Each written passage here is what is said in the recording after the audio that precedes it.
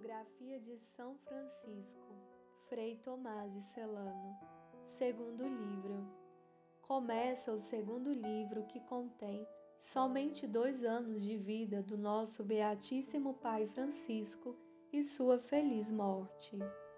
Capítulo 1. O teor deste livro, o tempo em que São Francisco faleceu de maneira feliz e seus progressos.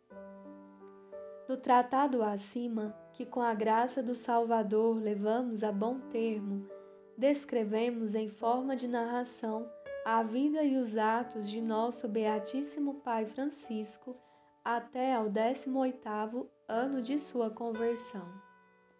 E os demais atos dele, a partir do penúltimo ano de sua vida, conforme podemos averiguar, desejamos acrescentar de maneira sucinta a este livro, e pretendemos anotar somente os atos que se apresentam como mais necessários para que aqueles que desejam dizer mais do que estas coisas sempre possam encontrar o que acrescentar.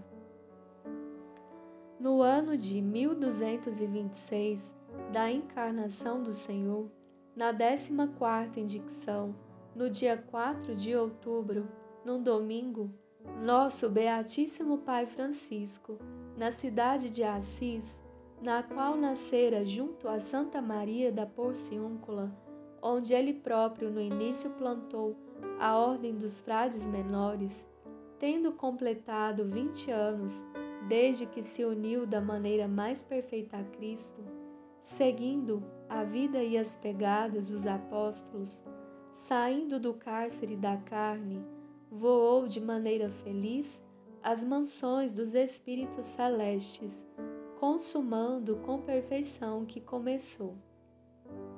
Com hinos e louvores, o sagrado corpo dele foi depositado e sepultado com honra. Brilha com muitos milagres. Amém. E este, visto que desde a primeira flor da juventude era pouco ou nada instruído no caminho de Deus e no conhecimento dele, permanecendo não pouco tempo na ignorância natural e no ardor dos vícios, depois de ter sido justificado do pecado pela mudança da destra do Excelso, por graça e poder do Altíssimo, foi repleto da sabedoria divina mais do que todos os que viveram em seu tempo. Pois, como o ensinamento do Evangelho pelas obras, ainda que de maneira não parcial, mas geral, estivesse muito falho em toda parte, ele foi enviado por Deus para, a exemplo dos apóstolos, dar testemunho da verdade por todo o mundo.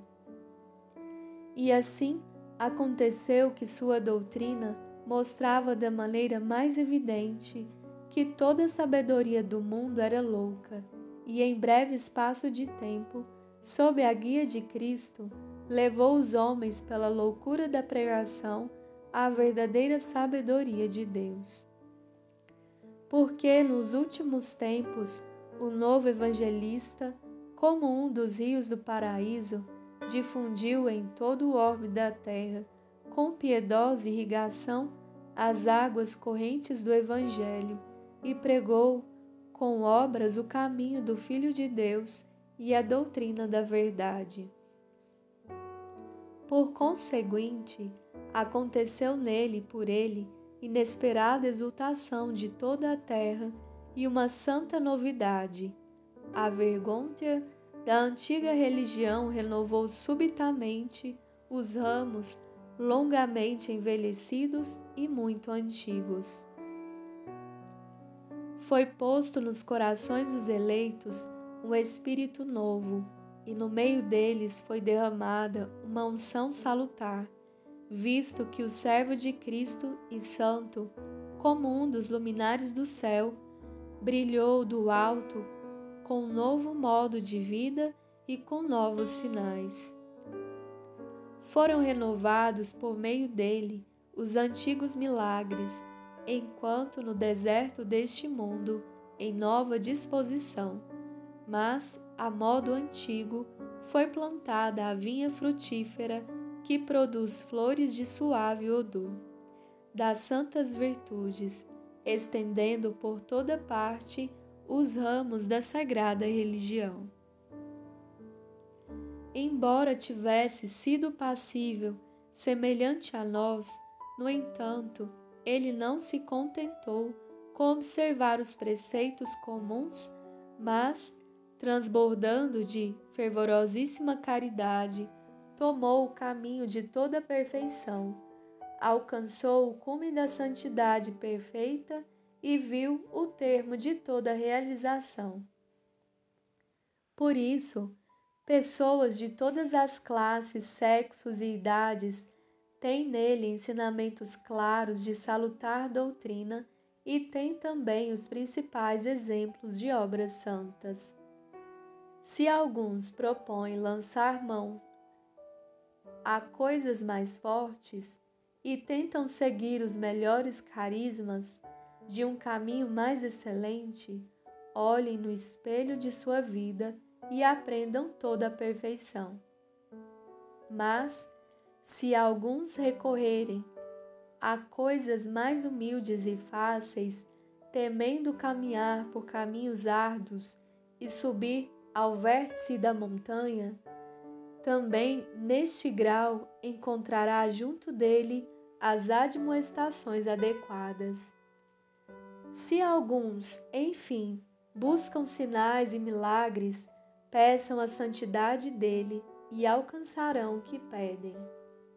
Na verdade, a vida gloriosa dele ilumina com luz mais clara a perfeição dos primeiros santos.